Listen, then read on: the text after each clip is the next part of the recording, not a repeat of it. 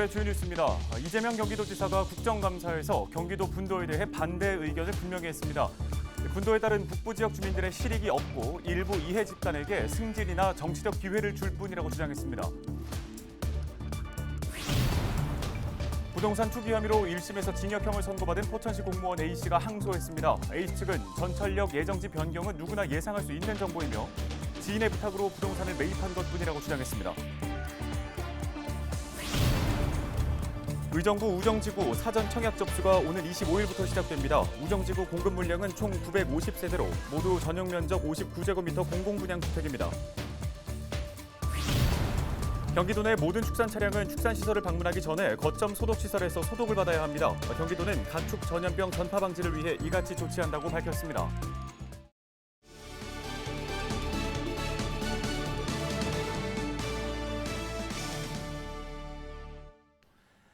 여러분 안녕하십니까? 헬로티비 뉴스입니다.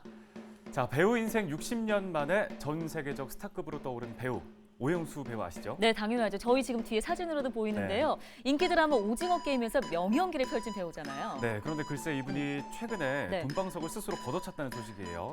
이유는요? 치킨 가맹점 광고를 제안받았는데 정중하게 거절을 했대요. 요즘 같은 분위기라면 모델료 꽤 받으셨을 텐데. 네, 자신이 연기한 작품의 의미가 혹시라도 흐려질까 봐 네. 안 했다고 하는 게 그 이유였고요. 그리고 공익 광고라면 하겠다라고 답했다고 합니다. 야, 역시 대단한 명품 배우입니다. 자, 그렇게 돈의 유혹을 뿌리치고 욕심을 버리기가 쉽지는 사실 않았을 텐데요. 그렇죠. 요즘에 저희가 뉴스로 보도를 해드렸지만 도시개발로 수천억 원씩 폭리를 취하는 사람들이 많은 요즘에 참 세상에 울림을 주는 메시지입니다. 네, 오늘 저희가 준비한 뉴스도 허탈한 뉴스 대신에 감동의 뉴스가 많이 들어있었으면 좋겠습니다. 네. 헬로티비 뉴스 출발하겠습니다.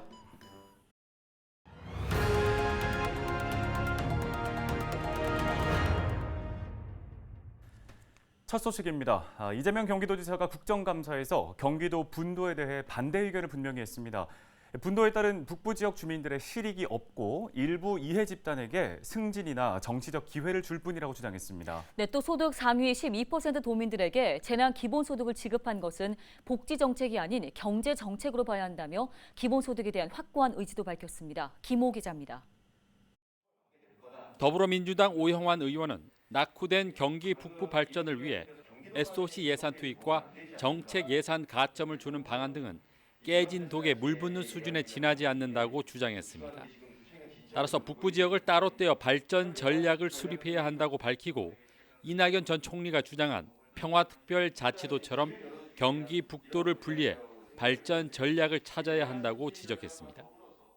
경기도는 또 국가 차원에서는 이 수도권이라는 이름으로 더 이상 과밀화되는 것을 이제는 벗어나기 위해서라도 북부 지역도 따로 떼어내서 이 분도를 하고 그 접경 지역에 맞는 발전 전략을 좀 이제는 수립해야 되지 않나 생각하는데, 이에 대해 이재명 도지사는 분도로 경기 남부의 재정이 끊기면 북부 지역은 오히려 재정이 악화된다고 주장했습니다.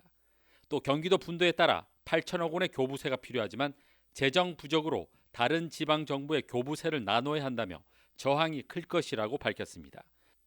결국 분도에 따른 혜택은 승진이나 정치적 기회를 가질 수 있는 일부 공무원 이외에는 없다고 덧붙였습니다.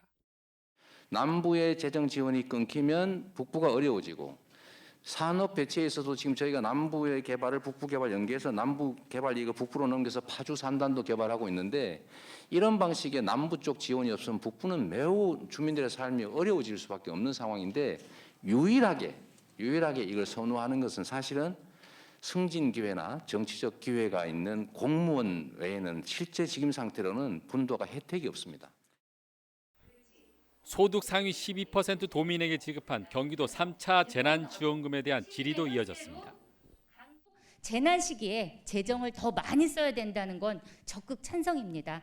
하지만 팬데믹 초기라면 몰라도 지금은 아주 구체적인 피해 집단이 나타나고 있는 상황인데, 소득 상위 12%에다가 돈을 더 쓰는 것에 대해서 그게 최선의 선택이었을까?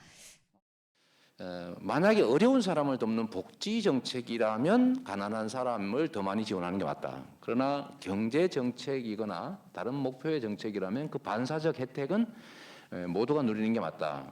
그리고 특히 가난한 사람을 돕는 복지 정책이 아니라면 상위 소득자, 즉 그 고액의 세금을 납부한 분들을 제외하는 것은 우리 사회 통합과 연대의 정신이 맞지 않다 이렇게 생각해서 경기도의 대표적인 복지 정책 가운데 하나인 청년 수당에 대해서는 청년들에게 꿈과 기회를 주기 위해 도입했다고 밝혔습니다.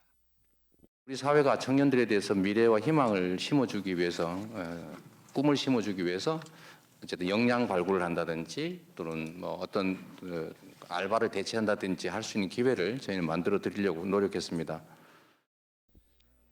이 밖에 논쟁이 되고 있는 이 지사의 대표적인 경제 정책인 기본소득에 대해서는 65세 이상 모두에게 월 20만 원씩 지급하겠다는 박근혜 대통령의 공약이 있었고 이는 노인 기본소득 형태로 시행되고 있다며 이에 관계를 떠나 기본소득 같은 제도를 신속히 도입해 국민의 삶을 더욱 윤택하게 만들겠다고 밝혔습니다. 헬로티비 뉴스 김호입니다. 부동산 투기 혐의로 1심에서 징역형을 선고받은 포천시 공무원 A씨가 항소했습니다. A씨 측은 전철역 예정지 변경은 누구나 예상할 수 있는 정보이며 경제적으로 어려움을 겪고 있던 지인의 부탁으로 부동산을 매입한 것뿐이라며 항소를 통해 무죄를 밝히겠다고 전했습니다. 재판부는 7호선 개발과 관련된 내부 정보를 이용해 부동산 투기를 했다는 혐의로 지난 13일 A씨에게 징역 3년을 선고했습니다.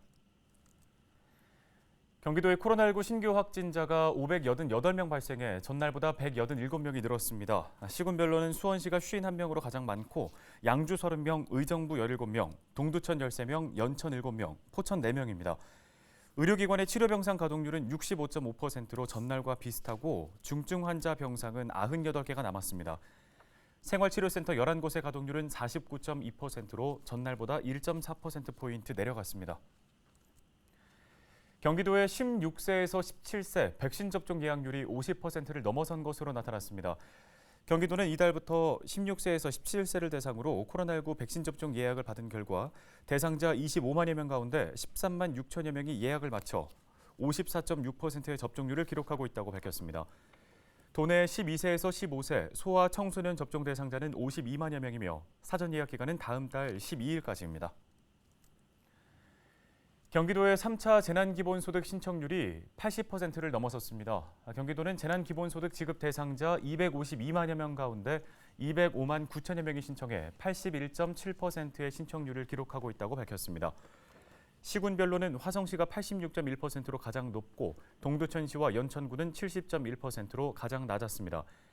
3차 재난기본소득은 정부의 상생국민지원금 지급 대상에서 제외된 소득 상위 12%의 도민에게 경기도가 지급하는 겁니다. 다음 소식입니다. 포천시의회가 지역 관광 홍보에 앞장서 이목을 모으고 있습니다. 포천의 명산과 명소 알리기에 한창이라고 하는데요. 네, 포천시의회 의장 직무대리신 송상국 부의장을 연결해 관련 이야기 나눠보겠습니다. 안녕하십니까? 네, 안녕하십니까?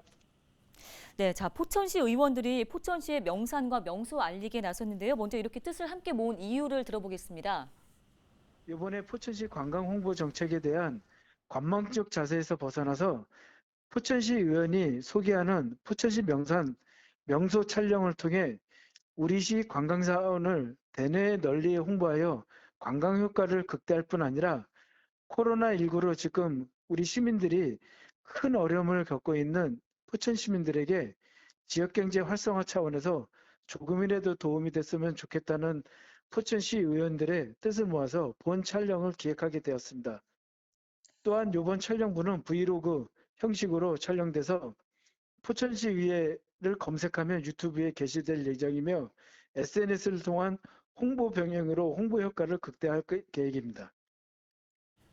네, 부의장님께서는 시의회에서 가장 먼저 촬영을 진행한 것으로 알고 있습니다. 운악산에 다녀오셨다고요?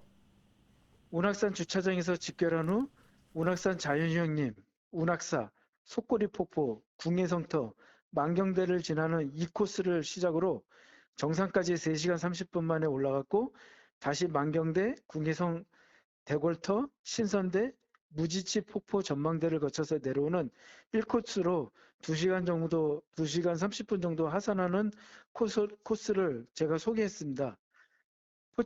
포천의 명산 운악산을 직접 등정하며 궁예 전설 등 각 코스마다 운악산을 소개하는 설명과 함께 생생한 운악산의 등반 코스와 멋진 풍경을 영상에 담았습니다.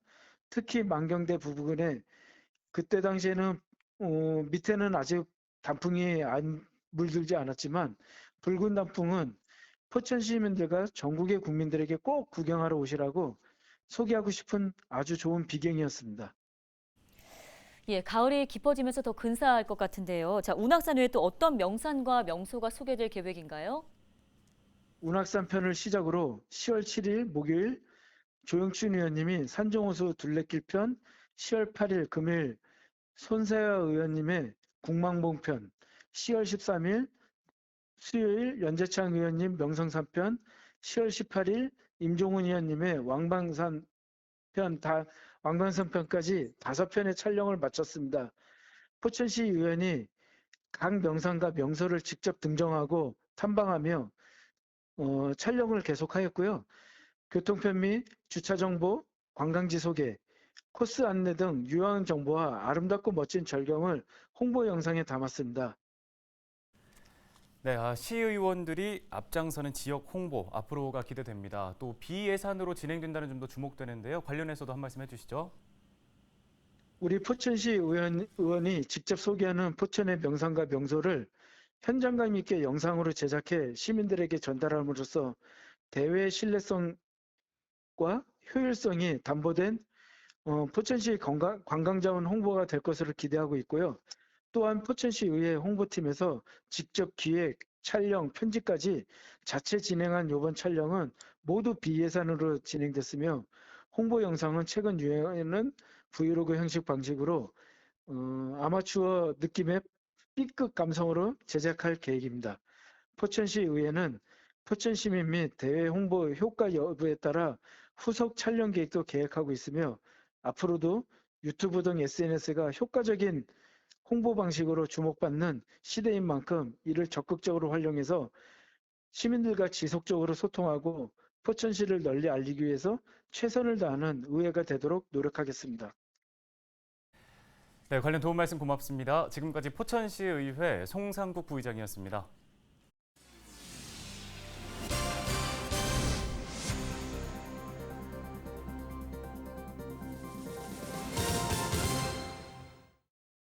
다음 소식입니다. 의정부 우정주고 사전 청약 접수가 오는 25일부터 시작되는데요. 청약 기간은 다음 달 8일까지로 청약 홈페이지를 통해서 온라인으로 접수할 수 있습니다.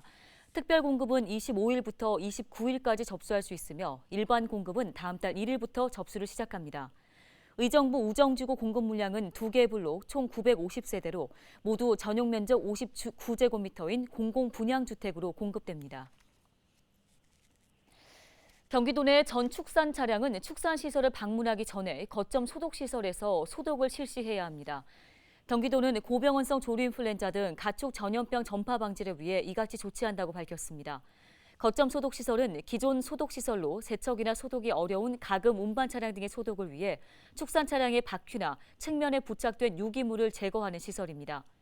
이 시설은 현재 경기도 내에서 28곳이 운영 중인데요. 경기도의 이번 조치에 따르지 않을 경우 가축 전염병 예방법 제57조에 따라 1년 이하의 징역 또는 1,000만 원 이하의 벌금이 부과될 수 있습니다.